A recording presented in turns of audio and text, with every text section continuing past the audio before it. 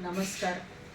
त्रिवेणीची 3 पानं नेहमीच सदाहरित असतात आणि दुसऱ्यांनाही ते सदैव टवटवीत कसे राहतील, उत्साही आणि प्रसन्न कसे राहतील यासाठी सदैव नवनवीन उपक्रम राबवित असतात.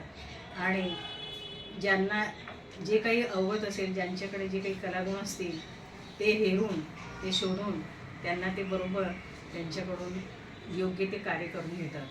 आणि असंच मला प्रोत्साहन दिल्यामुळे मी जे 2-3 आपण उपक्रम घेतले, श्रीमद भगवद्गीता प्रश्नोत्तर आणि श्री दुर्गा सप्तशती प्रश्नोत्तर, हे म्हणजे छान अशी आध्यात्मिक सेवा एकमेकांच्या सहवासामुळे छान घडली, याचं सगळ्यांनाच आनंद आणि समाधान वाटतं. कारण आपण वाचन करतो आणि अभ्यासपूर्ण वाचन करतो, यात फरक असतो. आणि या प्रश्नोत्तराच्या निमित्ताने सर्व सखींनी खूप छान सखोल अभ्यास केला आणि मला आणि त्यांना खूप सर्वांना छान समाधान मिळालं आहे, आपण अभ्यास चांगल्या प्रकारे केला असं.